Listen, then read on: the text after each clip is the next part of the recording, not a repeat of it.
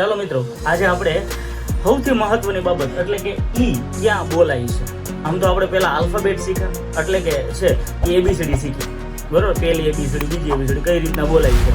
પછી એટલાથી જ આપણે એડ કરવાનો હતા ફ્રેન્ચ આલ્ફાબેટ, એટલે ફ્રેન્ચ ABCD, લેટિન ABCD, બરોબર, લેટિન આલ્ફાબેટ, બરોબર. એવા ભારતના એટલે કે જી કતો કે ખતો કે એવા પણ આપણે આલ્ફાબેટ શીખ્યા, પણ એનાથી આપણે ધરાણા નહોતા. એ તો માત્ર ખાલી આલ્ફાબેટ શીખા પૂરતા જ હતા. હવે એનો નિયમ પછી આપણે શીખા, એની આમ તો આખી સિલિબ્રી અને કોકો પણ આપણે રિયલમાં શીખી લીધો છે. એના નિયમો શીખા, હવે ઈના નિયમો શીખી.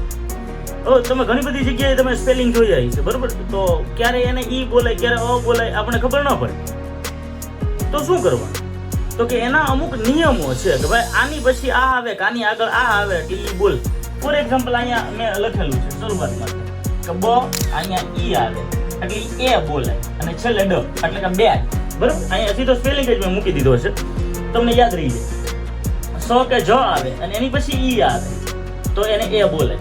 તો એવી જ રીતના અહીંયા છે ઈ આવતો હોય તો અ બોલાય. કેમ? તો કે એની પાછળ ર આવે છે એટલા માટે, અને ઈ જ નિયમ પ્રમાણે આગળની સાઈડ એ આવે. તો એવી જ રીતના ઈ આઈ આવે તો એને ઈ બોલાય, ઈ એ આવે તો પણ એને ઈ બોલાય, ડબલ ઈ આવે તો પણ એને ઈ બોલાય. ઈ પછી આઈ એ કે ઈ આવે અને પાછળ ર આવતો હોય તો એને વળી ઈ અ બોલાય. ઈ પછી ડબલ્યુ આવે કે ઈ પછી ડબલ્યુ આવે તો એને યુ જ બોલાય. ઈ પછી ઓ આવે તો ઓ બોલાય. આવા સામાન્ય નિયમો છે. એ નિયમોને તમે યાદ રાખી લ્યો એટલે તમને ઈ જ્યાં પણ આવતો હોય એટલે ફટ દેખાનો તમને સ્પેલિંગ આવડી જાય, બરોબર છે. તો પેલું ક્યારે ઈ આવે એ એટલે કે ક્યારે ઈ ને એ બોલાય છે. તો કે જ્યારે બે વ્યંજનની વચ્ચે છે ઈ આવતો હોય તો એને એ બોલાય છે, એનો ઉચ્ચાર એ થાય છે. એટલે કે રેડ, પેન, ટેન. અહીં તમે લેસનમાં શું કરજો તો કે જેટલા છે ઈ વ્યંજન છે ઈ જુદા જુદા મૂકે જાજો અને વચ્ચે ઈ મૂકે જાજો, બરોબર. અને એના ઉચ્ચારો, અર્થ અને સમજે જાજો. જ્યારે એની પહેલા છે કાં તો સી આવે અને કાં જી આવે એટલે કે સ આવે કે જ આવે. અહીંયા આનો મતલબ અહીંયા છે ઈ સી થાય છે, બરોબર. સી થાય છે. સી કે જી આવે તો ત્યારે છે પણ ઈ એ બોલાય છે. દાખલા તરીકે સેન્ટર, અહીંયા જો વચ્ચે ઈ આવ્યો, કેમ? તો કે એની પહેલા છે ઈ સ હતો અને ઈ જી પછી અહીંયા ઈ આવે છે એટલે ઈની પહેલા જી આવે છે તો એનો મતલબ છે ઈ જર્મન એવો થાય છે, બરોબર. એટલે કે એનો ઉચ્ચાર અ જેવો, એ જેવો બોલાય છે. ક્યારે ઈ ને અર બોલાય છે જ્યારે ઈ પછી આર આવે ત્યારે. દાખલા તરીકે ઈ પછી આર આવ્યો તો આનો અર્થ શું થયો? તો કે અર થયો. કેમ? તો કે વર કર. ઈ પછી આર આવ્યો એટલે કે માર કર. એવો ને એવો એમાં નાનો એવો નિયમ છે કે ઈ પછી આર પછી ઈ આવે ને એની પહેલા ઈ આવે, પણ આનો વાત એમ થાય છે એની પહેલાનો જે શબ્દ હોય ને એની માથે એ થઈ જાય છે એટલે અહીંયા ધેર થઈ જાય છે. અહીંયા આર ની પહેલા ઈ આવે છે તો અહીંયા વેર થઈ જાય છે એટલે કે અહીંયા એ છે ગુજરાતી પ્રમાણે જોડાઈ જાય છે, બરોબર. તો એના કરતા તમે ઊંધું પણ સમજી શકો કે તમારે જ્યારે ઈ મૂકવો હોય એટલે કે બે વ્યંજન આવતા હોય આપણે નામની વચ્ચે ત્યારે વચ્ચે ઈ મૂકી દેવાના, બરોબર. તો એવી જ રીતના છેલ્લે છે ર આવતો હોય તો એની મોર છે આર મૂકી દેવાના, બરોબર. તો આવા તમે ઊંધું પણ એના કરતા એવી રીતના પણ સમજી શકો સ્પેલિંગ બનાવતા હોય ત્યારે, બરોબર.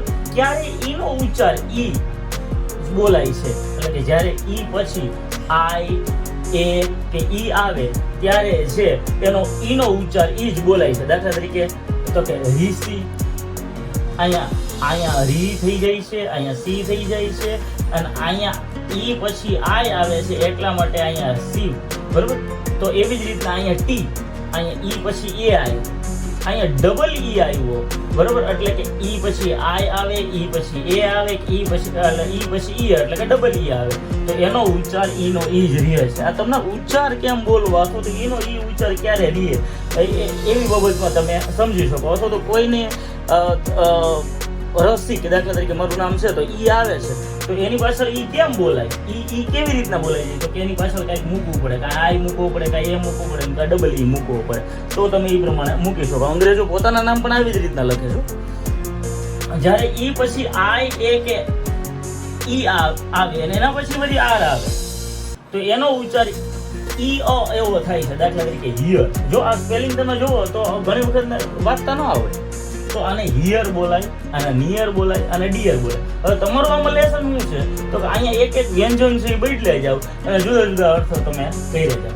જ્યારે યુ કે ઓ ઉચ્ચાર થાય છે, જ્યારે ઈ પછી ઈ કે ડબલ્યુ આવે ત્યારે યુ ઉચ્ચાર થાય છે. આમ તો ક્યારે છે યુ કે ઓ ઉચ્ચાર થાય છે, ક્યારે યુ કે ઓ ઉચ્ચાર થાય છે તો કે જ્યારે ઈ પછી યુ કે ડબલ્યુ આવે ત્યારે એનો ઉચ્ચાર યુ થાય છે. દાખલા તરીકે ઈ પછી યુ આવ્યો તો આ યુરોપ, ઈ પછી યુ આવ્યો યુલોજી, ઈ પછી ડબલ્યુ આવ્યું તો ન્યૂ, અને ઈ પછી ડબલ્યુ આવ્યું એટલે ડ્યુ. તો એનો ઉચ્ચાર શું થયો તો કે યુજ થયો. અથવા તો યુજ ઉચ્ચાર કરવો હોય તમારે તો ઈ પછી તમારે ડબલ્યુ મૂકવું પડે ને કા યુ મૂકવું પડે, એટલે ઈ પછી યુ ઓટોમેટિકલી યુ બોલાઈ જાય છે. આ તમને નિયમ સમજો. જ્યારે ઈ પછી ઓ આવતો હોય તો ઓ જ બોલાય છે, બરોબર. દાખલા તરીકે જીઓમેટ્રિક, તો અહીંયા જી ઓ થઈ ગયું સીધો ઓ.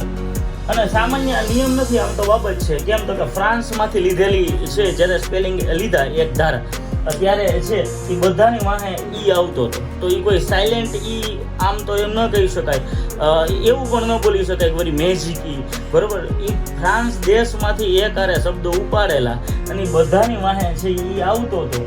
તો એની આગળનો હા, પણ એમાં એક વસ્તુ મહત્વની છે ઈ દેશ, એટલે કે એના આલ્ફાબેટમાં કે એની પાછળ આગલા જે શબ્દો હોય એની મૂળ અક્ષરમાં જ બોલે, બરોબર. દાખલા તરીકે ફા ઈ લ, તો અહીંયા એલ પછી ઈ તમે મૂકી દો તો આનો ઉચ્ચાર સાચો થાય. અહીંયા ઝો ન, અહીંયા રૂ, અહીંયા રૂલ જ વચ્ચે. જો ઘણાને આ વાંચતા વિચાર કે હું રૂલ કેમ લખું, આર યુ એલ, બરોબર. તો અહીંયા છે એવી રીતના થાય છે. Thank you very much.